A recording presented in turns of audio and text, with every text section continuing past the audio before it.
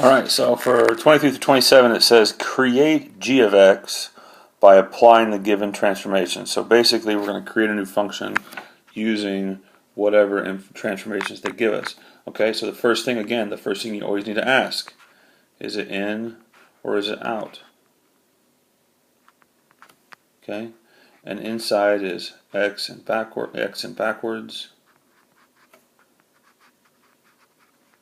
That's also your left and your right. You may also think of that as your horizontal. Okay, outside is y and normal.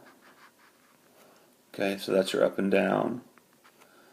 And that is your vertical axis.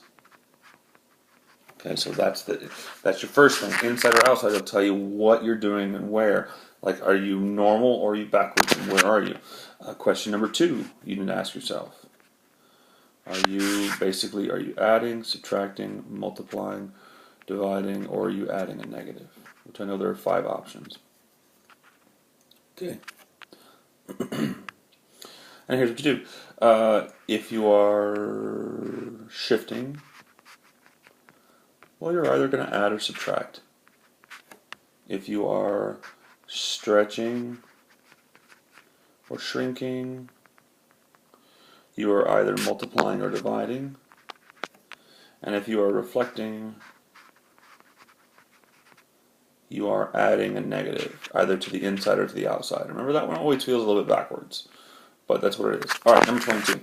Shift up 3 and right 4. Okay, we're going up 3 and right 4. If we're going up, that's an outside thing.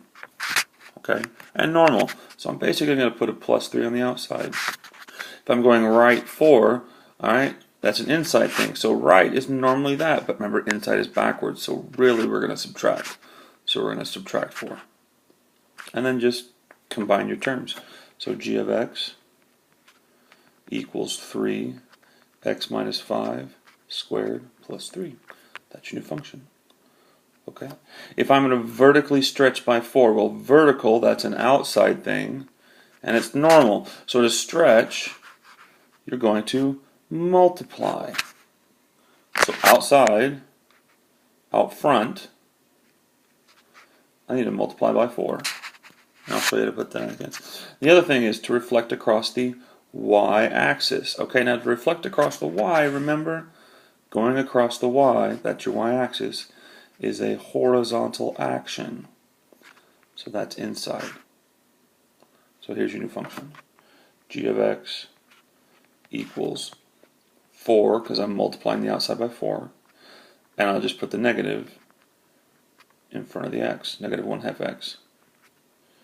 Plus 2. Now, you might be tempted to go, oh, I'll put it in front of the x, so I'll do it like this.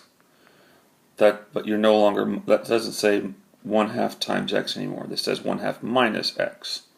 Alright, so put it in front of the x term.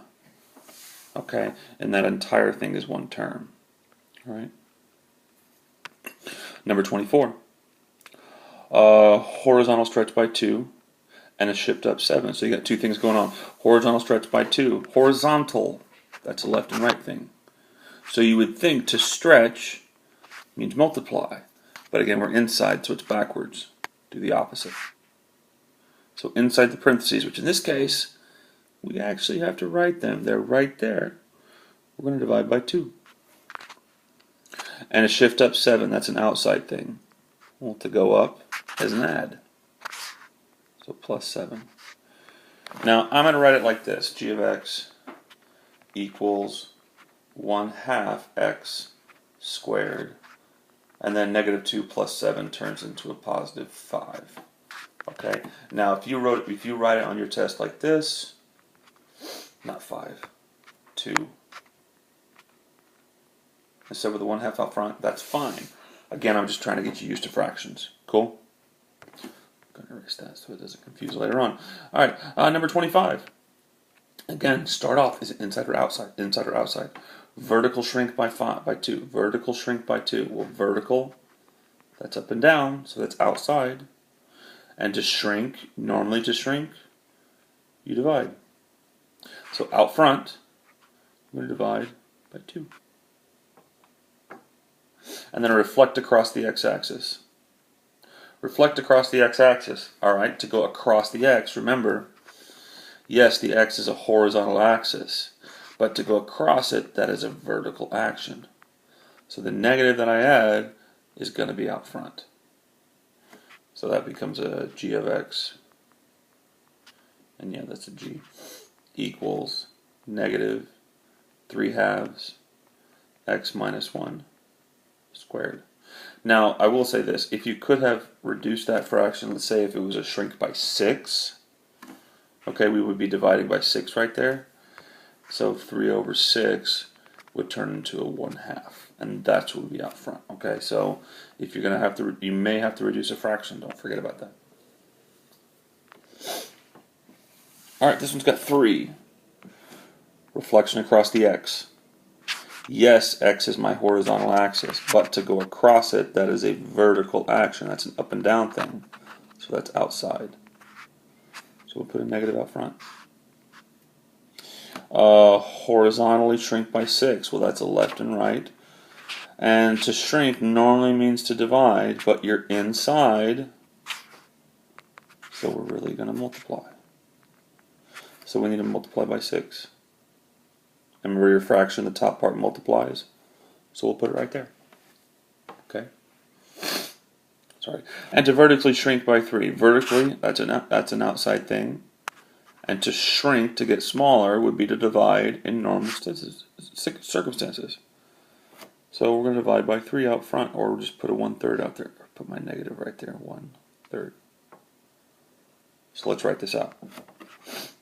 G of x equals negative 1/3 absolute value of 3x plus 2. Now you may be freaking out about the 3 right now. Remember, I put it multiply by 6 and divided it by 2.